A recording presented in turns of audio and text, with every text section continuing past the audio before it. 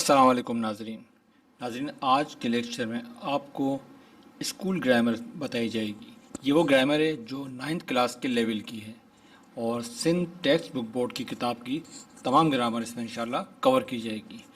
ये ग्रामर बहुत basic grammar है, इंशाल्लाह आप इसको सीख जाएंगे और ये ऐसी ग्रामर है जिसको ना सिर्फ ये कि एग्जामिनेशन पॉइंट ऑफ व्यू से आप देख सकते हैं बल्कि रोज़मर्रा के जुमले भी आप अपने सेंटेंसेस को ठीक कर सकते हैं। आइए हम आगे चलते हैं। देखिए, पहली इसमें जो बात बताई गई है वो डायरेक्ट ऑब्जेक्ट और इनडायरेक्ट ऑब्जेक्ट के बारे में है। डायरेक्ट ऑब्जेक्ट और इनडायरेक्ट ऑब्जेक्ट, देखिए कुछ जुमले ऐसे होते हैं सेंटेंसेस जिसको हम दो तरीके से बोल सकते हैं। लैंग्वेज में बहुत फ्लेक्सिबिलिटी होती है, यानी बहुत लचक होती है।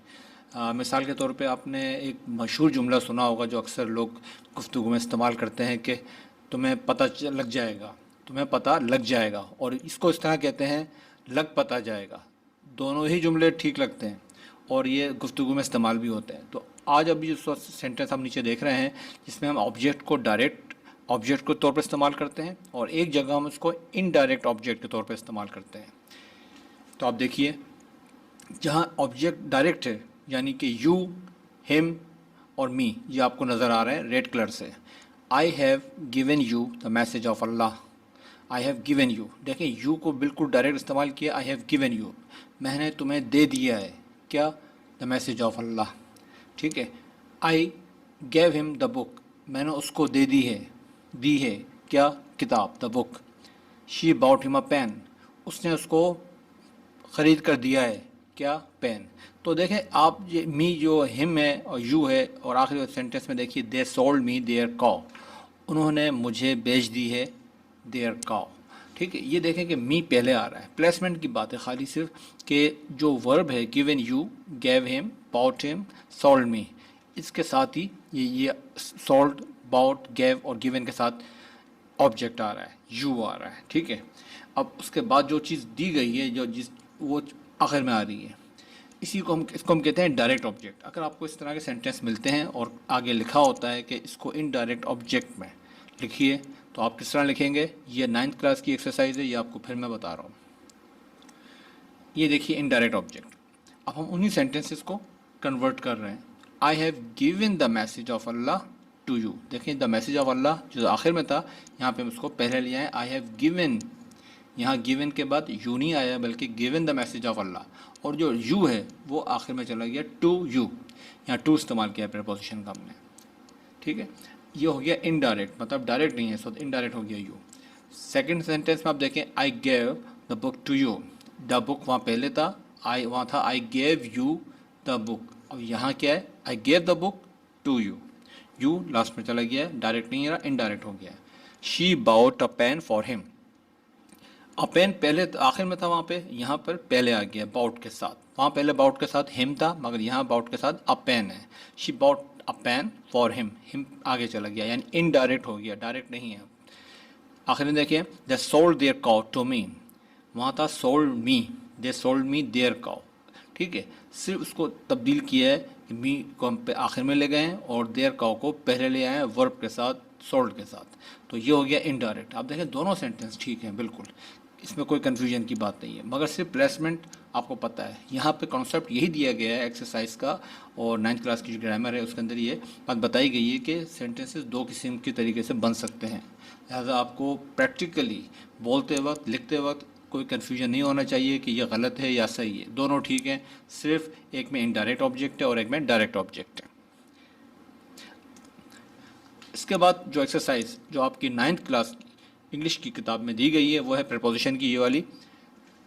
मैं आपको यहाँ एक बात क्लियर कर दूँ कि वो तमाम ग्रामर जो आपकी 9th क्लास की किताब में मौजूद है उसको यहाँ पे जमा किया गया है और सॉल्व किया गया है। ना सिर्फ सॉल्व बल्कि इसको लेक्चर की सूरत में आपको समझाया जा रहा है ताकि प्रैक्टिकली आप इसको लैंग्वेज के तौर पर समझ सकें।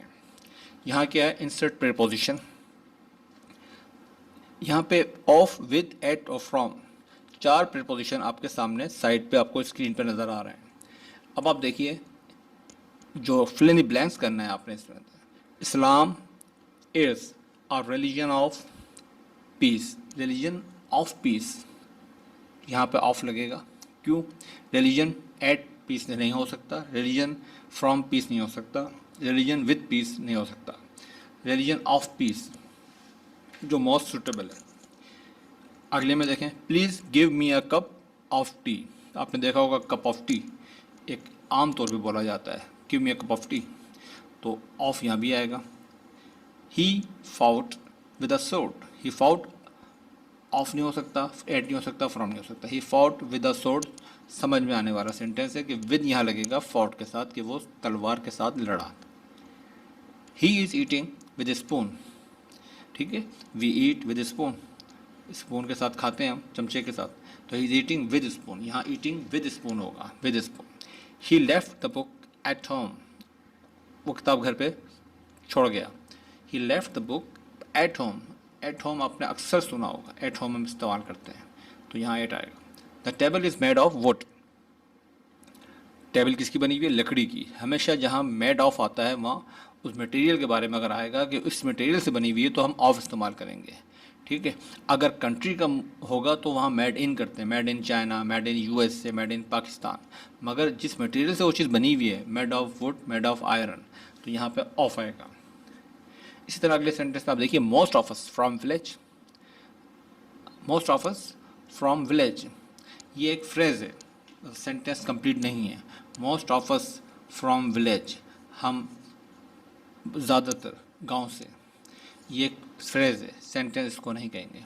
Most of us from village. He fell from the wall, वो दीवार से गिरा, ही फेल फ्रॉम द वॉल, ठीक है। यहाँ पे एट नहीं आ सकता, ऑफ नहीं आ सकता, सब जो सुटेबल प्रीपोजिशन यहाँ पे आपको लगेगा वो फ्रॉम है। He fell from the wall. They pulled him out of the water, they pulled him out of the water, उन्होंने उसको पानी से बाहर निकाला। आउट ऑफ, ये भी सुनने में आता है, out of the house, out of the room, out of the water and out of the pot. इस तरह ये चीज़ें आउट ऑफ, और ये नेचुरली आप यूज़ करते हैं और फ्रिक्वेंटली यूज़ करते हैं, तो वो प्रीपोजिशन है। और ये सारे प्रीपोजिशन आपको लगेंगे बहुत आसान है, मगर ये बहुत ज़्यादा यूज़ होने वाले प्रीपोजिशन है, शायद इसीलिए इस किताब में शामिल किया गया है, ताकि ये एक्सरसाइज आपको मुख्तलिफ़ तरीके से एग्जामिनेशन में आ सकती है। इसके बाद अगली एक्सरसाइज आपको नज़र आ रही है, answer the questions. Answer the questions, इसमें क्वेश्चंस आपको दिए जाते हैं, ये भी आपकी 9th क्लास की एक एक्सरसाइज है, जिसमें आपको क्वेश्चन दिए जाते हैं, इसका जवाब देना है आपने। इसका कोई डेफिनेट जवाब नहीं है। पहली बात तो ये नहीं है कि आप इसके अंदर याद रखें कि मुझे इतने ही बजे उठना है, नहीं, आप कह सकते हैं when does the train leave, जैसे ट्रेन कब जाती है, the train leaves eight 9 PM, आप लिख दें the train leaves eight 8 PM। समझने की जो चीज़ है वो ये है कि इसमें आप देख रहे हैं कि डज है, प्रेजेंट इंडेफिनिट टेंस है, when does the train leave, लिहाजा जो टेंस इसके अंदर होगा उसका जवाब उसी टेंस में होगा, ये रूल है। आप टेंस समझ गए तो आप उसको जवाब दें द ट्रेन लीव्स, क्योंकि डज ही लगेगा, लिहाजा लीव के साथ एस लग गया। The train leaves eight 9 PM, 8 PM, जो भी टाइम देना चाहते हैं आप लिखें। अगला क्वेश्चन है, have you done your homework, have you done your homework, क्या आपने अपना होमवर्क कर लिया है। इसका जवाब देखें दो सूरतों में हो सकता है, ये कहलाता है यस नो क्वेश्चन, यानी या तो यस में होगा या नो में होगा। यस आई हैव, जस्ट इतना ही लिखना है, यस आई हैव, या फिर इसका जवाब हो सकता है no I haven't, no I haven't. Haven't क्या है, कॉन्ट्रैक्शन है, हैव नॉट का शॉर्ट करके लिखा जाता है और बोलने में इस्तेमाल होता है, नो आई हैवेंट। तीसरा क्वेश्चन आपको नज़र आ रहा है, you are going there aren't you, ये टैग क्वेश्चन है, यानी कि हम कंफर्म कर रहे हैं आप वहाँ जा रहे हैं क्या नहीं।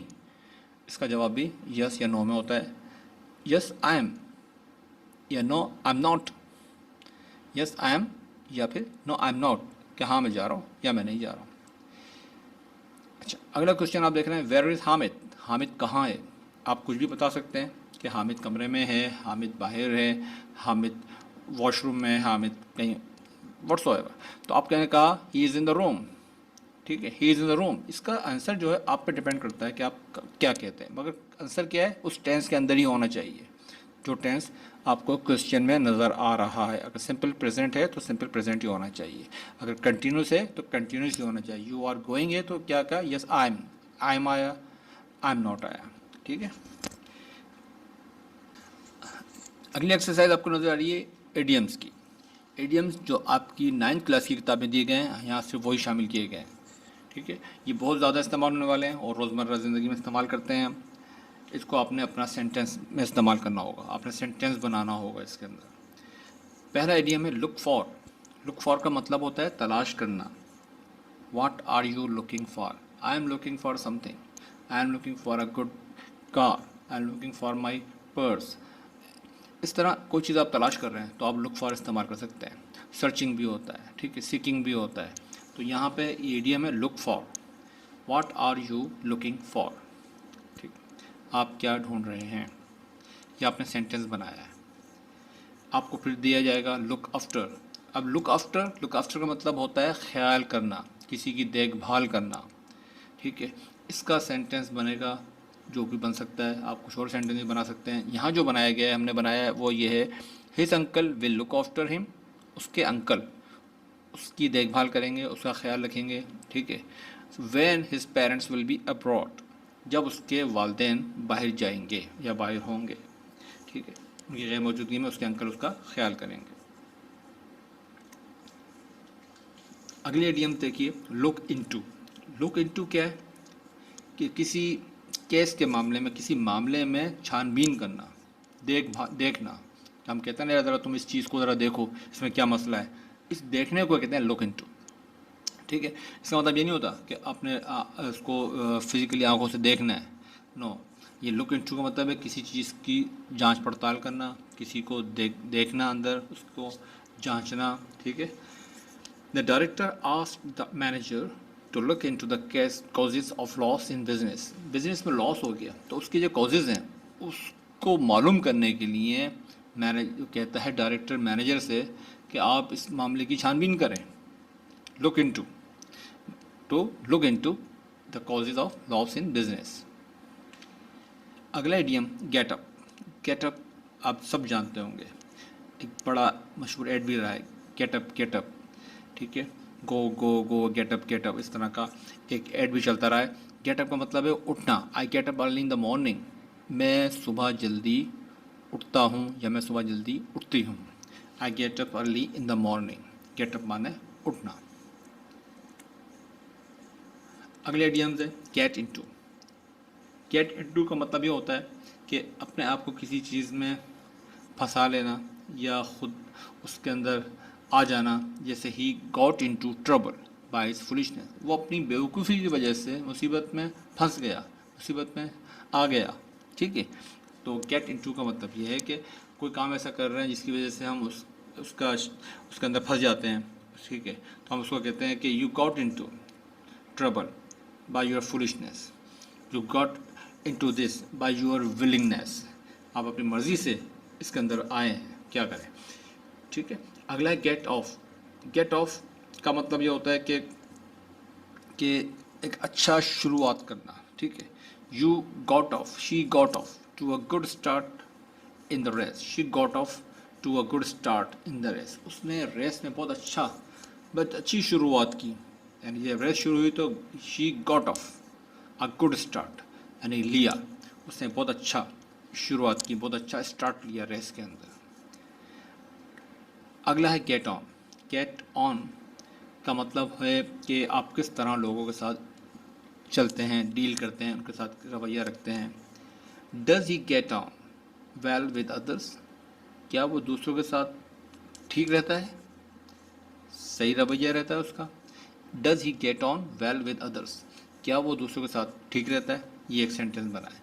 तो इस तरह के इडियम्स आपको दिए जाएंगे और आ सकते हैं जो आपकी किताब के हैं, और इनका आना बहुत ज़्यादा होता है, इनका इम्कान होता है कि यही वाले इडियम दिए जाएँ, यही वाले एक्सरसाइज दी जाएँ।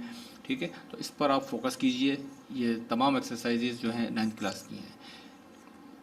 अच्छा नाज़रीन, इसके बाद एक लेक्चर और होगा जिसके अंदर जो बकिया एक्सरसाइजेज हैं 9th क्लास की ग्रामर की, वो भी जमा की जाएंगी और उसको भी आपको सॉल्व करके दिखाया जाएगा।